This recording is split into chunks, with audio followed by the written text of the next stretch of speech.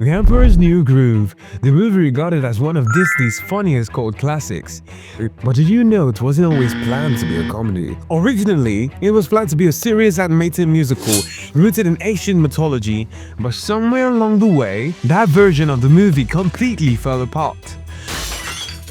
From years of animation being scrapped, to songs that were already finished being removed, it got so bad that entire characters and subplots were erased and the ending had to be rewritten at the last minute. But somehow, out of all this mess, Disney ended up creating one of the funniest films they have ever made. But to understand how all of this happened, why don't you take a quick rewind? Because before The Emperor's New Groove ever existed, there was a different movie in the works, a much more serious one called Kingdom of the Sun. But before we get there, we need a little context.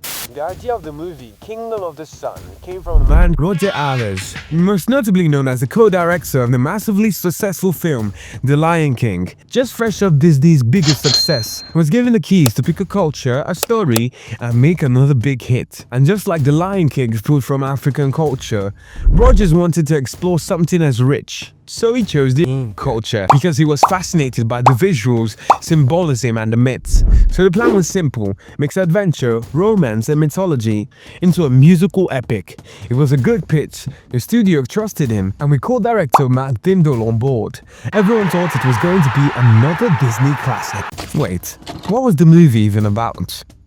Turns out, The Kingdom of the Sun was actually kind of similar in some ways to The Emperor's Groove we know today. That's because it was based on the same stories, The Prisoner of Zenda and The Prince and the Pauper. A story about a prince and a peasant, and by the end, the prince learns humility. But that's where all the similarities stop. Unlike The Emperor's New Groove, which was a buddy comedy from start to finish, Kingdom of the Sun was meant to be a full-blown romantic adventure musical. We're talking about songs everywhere, Inca mythology, and real stakes. Well, speaking of stakes, the stakes were much higher in the Kingdom of the Sun. Yzma, the evil lady, didn't just want to get rid of the Emperor, she wanted to destroy the sun. Yes, the entire freaking sun. Why, you ask? So she wouldn't age. Talk about an overreaction. But destroying the sun meant the entire civilization was at risk. And if she won, the world literally ended. So every decision the emperor or the peasant made could mean...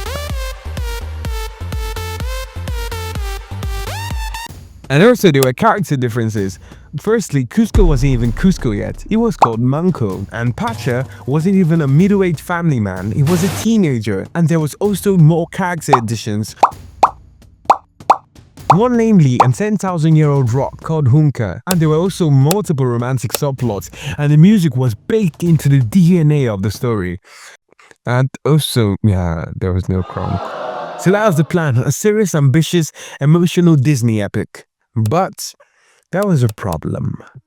See, this movie was made at the worst possible time.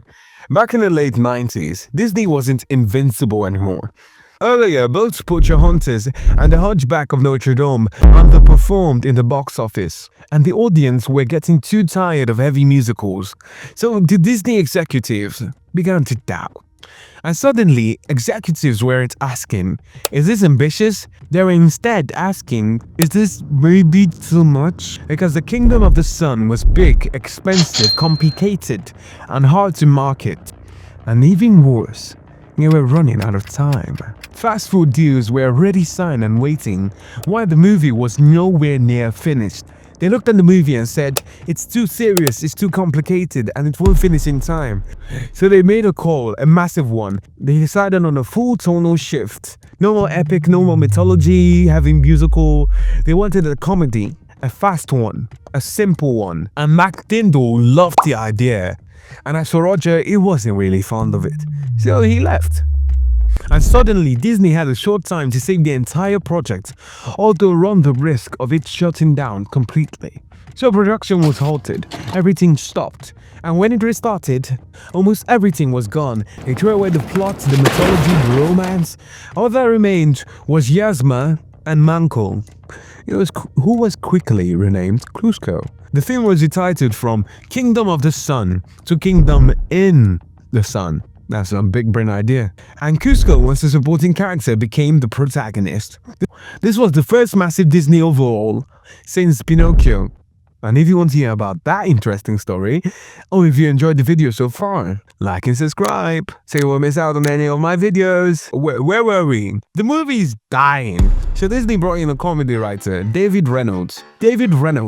And his pitch was simple. He wanted a buddy road movie with two guys being chased, like a Chuck Jones cartoon but faster. They also added a special character, one who is regarded as the all-time fan favorite, Kronk. Cusco, the poison chosen specially to kill Cusco. Cusco's poison. And Patrick Warburton's performance absolutely carried the tone.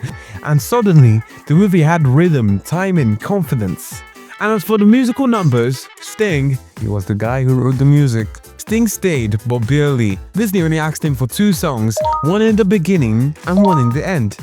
And for the music that was already made, since the scenes the musical numbers were made for were cut, the musical numbers were cut as well. Only 3 original tracks survived as bonus soundtrack material. Even the cast was trimmed down. Only David Spade, John Goodman, Patrick Warburton, and Eartha Kitt remained. And finally, in the year 2000, we got the name we all recognize, The Emperor's New Groove. But remember the promise I made earlier in the intro? Yeah, they even changed the ending. Originally, Cusco ends up building his amusement park by destroying a rainforest near Pat's home. Well, Sting saw the ending and he didn't like it. He was an environmentalist, so he threatened Disney that if they didn't change the ending, he would walk off the project. So Disney rewrote the ending to the one we know today, where Cusco just builds a small shack right next to Patch's house. And that's the twist. By removing ambition, Disney accidentally made something timeless. No epic stakes, no mythology, just character, good writing, and an awesome performance from the voice actors. And that's how Disney's most beloved comedy was made completely by accident. Well, if you like this video, check out my video on Snow White, the movie everyone said would fail, but didn't. Okay, like and subscribe. I'll see you in the next one.